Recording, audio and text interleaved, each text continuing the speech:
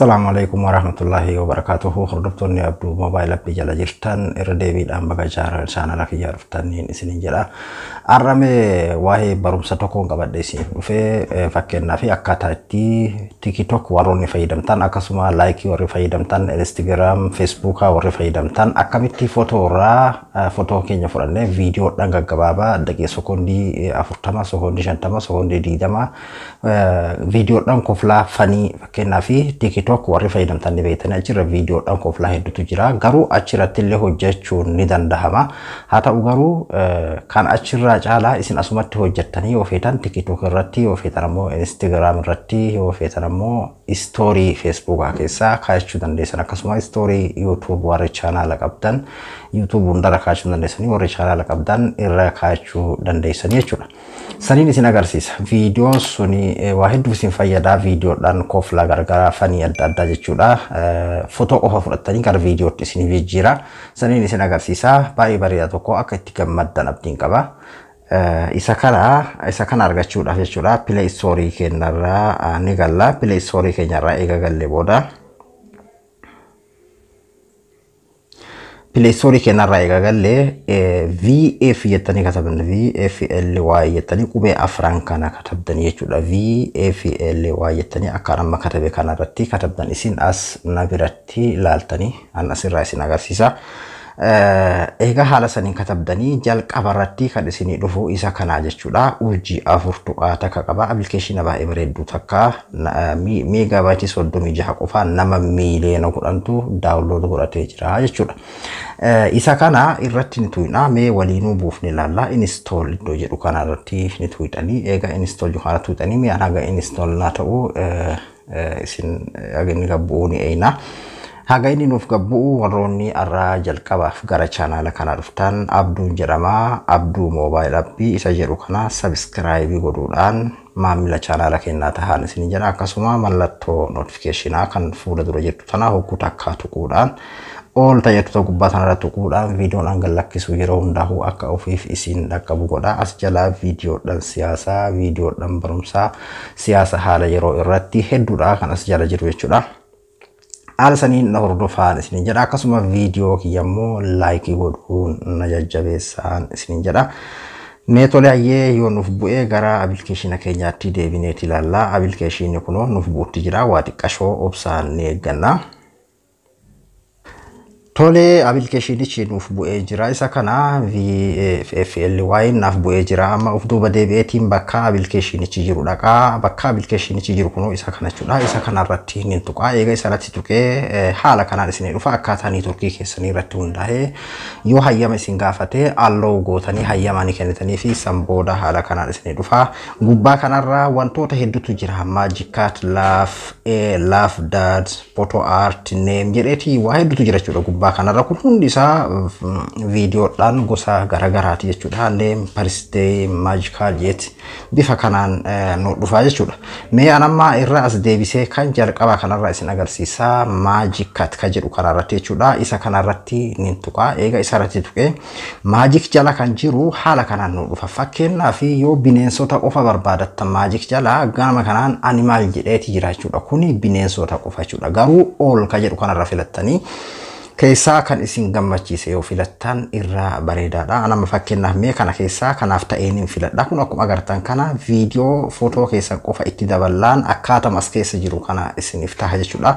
Mee anama kana keessaa Tiger Pool ka jedhu kanaan filadha. Akkaataa itti namichi kun itti sagalee isaa qaba. Jalaa xiqqeessaa nama sagaleen kiyya isinitti dhagahamu waan ta'eef kana jala xiqqeessa. Yoo barbaadan sagaleen muuziqaa kanallee jechuudha ka barbaadan itti galfachuun ni danda'ama jechuudha. Dhiifama. Sana booda iddoo select full body picture ka jedhu kana fuula dura mallattoo ida'uu kana isa kanarratti ni tuyxanii eega asirratti tuyxanii booda kara footoo isin keessaa qabdanitti isin ergaa footoo keessaa qabdan tokko ni filattu jechuudha. Fakkeenyaaf mee anamma kan Jowaar Muhammad kana filadha. Ka Jowaar Muhammad kanarratti yeroo gattuqee haala kanaan naaf dhufa. Background isaallee jijjiiree qulqulleessee bishaan walakkaa ta'ee naa dhufe jechuudha. San booda jala kanarra mallattoo raayitii kanarratti ni tuyxu. Egaa mallattoo raayitii kanarratti tuqee booda haala kanaan naaf dhufa jechuudha. Kunoo Jawaarii qeerransaa fi leenca jalaa bishaan keessa gasseenee jalaa dhokatee jalaa miliquu jechuudha. Hedduudhaaf viidiyoodhaan babbareedaa fanii koflaa garagara akkasuma viidiyoo namatti tolu hedduu qabaa. Viidiyoodhaan daqiiqaa gabaabaa TikTok akkasuma Facebook story keessa galfachuudhaaf jechuudha. Kun akkuma agartan kana Jawaar leencaa fi qeerransa gamaa gamanaan marsee bishaan keessa isa barbaadu laftuma bishaan jala gaddabreeti jala miliquutti jira jechuudha. Amma eega haala kanaan tolfannee booda yoo muuziqaa irraa jijjiiruu barbaanne jala kanarraa replace muuziqaa bakka buusuu tajaajiltoota fuula duraa tanarratti tuuneeti eega inni haala kanaan nu dhufee kan garanaan jiru kun jechuudha. Future ka jedhu kuni kan inni uumamaan qabuudha. Kan gamanaa immoo local ka jedhu kun jechuudha. Kan itti godhachuu barbaaddan yoo ta'edha. Yoo kan itti godhachuu barbaadan anam as keessaa fakkeenyaaf muuziqaa waan hin qabuuf noonaan jedha. Yoo qabaattan waan isin keessaa qabdan sagalee muuziqaadhaan isin keessaa qabdan hunda as jalatti isinifidha. Ka barbaadan keessaa godhattanii jechuudha. Tole hayyam mi'a muuziqaa kana waliin tolchee isin agarsiisa. Eega inni haala kanaan nu dhufee jala kanarratti meek ta'etu jira. Meek tanarratti inni tuu'inha.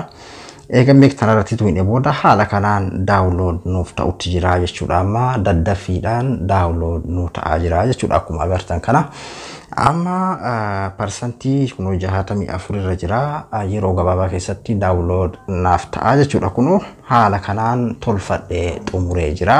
Akkuma agartan kana kuni sagalee qaba. Sagalee mataa isaa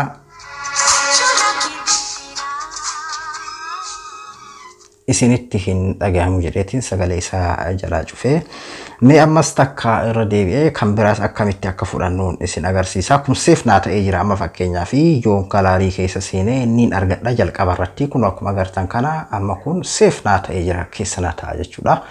Sagalee barbaadan irra hidhattanii feetan dhaadannoo Jawaar ka garagaraa inni jedhu irratti asirratti hidhattanii akkasitti viidiyoo bareeda godhattanii TikTok haa ta'uu Facebook story Instagram keessatti galfachuu dandeessanii jechuudha. Akka isin fayyadu shakkiin qabu.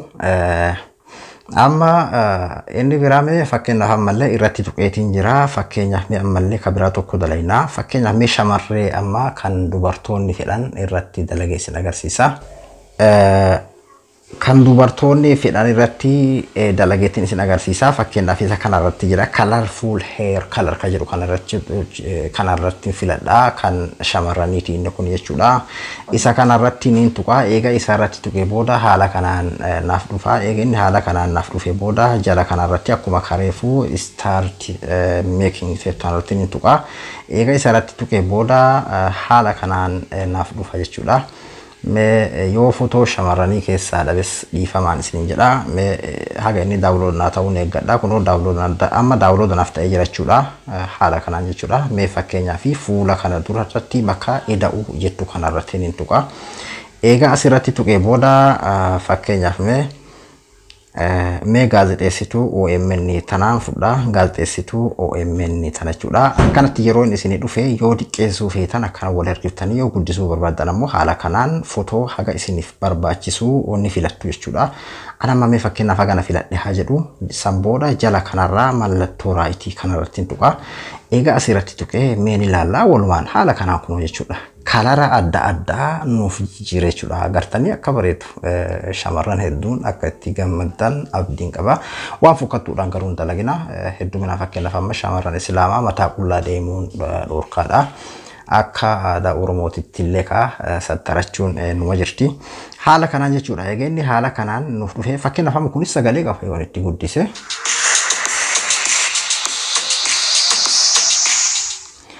Akka isin hin rabbashneef jalaa cufe malee sagalee qabaa jechuudha.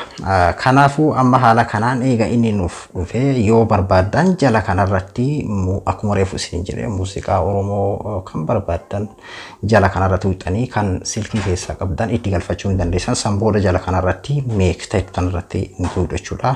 Hanga gad isinii bu'u ni eeggattu jechuudha. Innuu daddaffiidhaan daqiiqaa muraasa keessatti gad isiniif bu'aa jechuudha. Amma haala kanaan kanas hojjanneet jirra. Egaa haala kanaan hojjannee booda san booda TikTok ta'ee, Instagram ta'ee, bakka barbaadan story Facebook ta'ee, bakka feetan irra maxxanfattan akkuma reefu isiniin jedhe kun amma kunoo safe naa ta'ee jira. Gaazexeessituu OMN bifa kanaan hojjannee jirra jechuudha. Haala kanaan kunoo akkuma agartan kana nuuf ta'ee jira jechuudha. Amma inni biraa kan itti aanu ammallee mee tokko jedhee isin agarsiisa. Fakkeenyaaf inni biraa kanaan adda maal inni mee ammas tokko fakkeenyaaf amma kan isin agarsiisu jiru kuni maajik keessa qofa jechuudha. Mee maajikii ala bahee kan biraa hojjedhee isin agarsiisa. Fakkeenyaaf Paris Day jedhu kanarratti mee tokko hojjedhee isin agarsiisa. Keessattuu warroonni ijoollee qabdaniif jechuudha. Sanbooda egaa Paris Day kana bannee guyyaa dhalootaa jechuudha. Guyyaa dhalootaa kanarratti as mee kama jalqabarra jiru kanarratti tuqee isin agarsiisa. Ka jalqaba kanarratti eegatu inni bifa kanaan naaf dhufaa jechuudha. Eegin asiin dhufee jala kanarratti start making jedhee asirraa ni fudhaa. Egaa asirratti fudhee booda haala kanaan download naaf ta'aa jira jechuudha. Inni kuni kadhumaati hundaa'u tartiibuma kanaan keessa deemtanii fudhattanii akka isin hin dhibneef irra deddeebuutti jira jechuudha. Sanbooda mallattoo ida'uu tafuudha duraa tanaan tuqxu mallattoo ida'uu kana eegatu hidhan booda footoo keessaa qabdan fakkeenyaaf Oromoo Jowaar kanaan fudhamee anamma Oromoo Jowaar kana kunoo haala kanaan eega fudhee booda jala kanaan mallattoo raayitii kanarratti tuqa. Yeroo achirratti tuqee booda kunoo mucaa Jowaar Oromoo Jowaar bifa kanaan ittiinaaf galcheeti jira jechuudha. Appikasteen tuuttanii isin ammoo muuziqaa afaan beektan irra galfachuu dandeessu, nashiidaa garaagaraa irratti galfachuu dandeessu jechuudha. Sanbooda jala kanarraa muuziqaa akkaataa itti fudhattan isinii gala jedheetii yaada. Jala kanarra tuuxan kunoo bakkuma fotoon jiru kana jala tuuxaniitiin achi booda yoo lookaal muuziqaa keessaa qabdan ta'es tuuxu kan keessaa kan uumamaa ammoo ka gamanaa kanneen keessaa filattu jechuudha. Achi booda Oromoo Jowaar kana as tuqeen safe godhaa. Bifa daddaffii qabuun safe naa ta'a jechuudha. Haala saniin hojjettu jechuudha. Isiniif galee jedheetii yaada. Baay'ee tokko salphaadhaan karaa salphaadhaan viidiyoo hojjechuu dandeessanidha. Viidiyoo kiyya ammoo laayikii godhuu hin dagatinaa isiniin jedha. Dhiyoo tanaka waa'ee barumsaa dhiiseetiin jira. Hedduun keessan komii qabdanii. Amma boodatti deebiin isiniin jira. Hanga viidiyoo biraatti walitti deebinutti nagaan naa tura.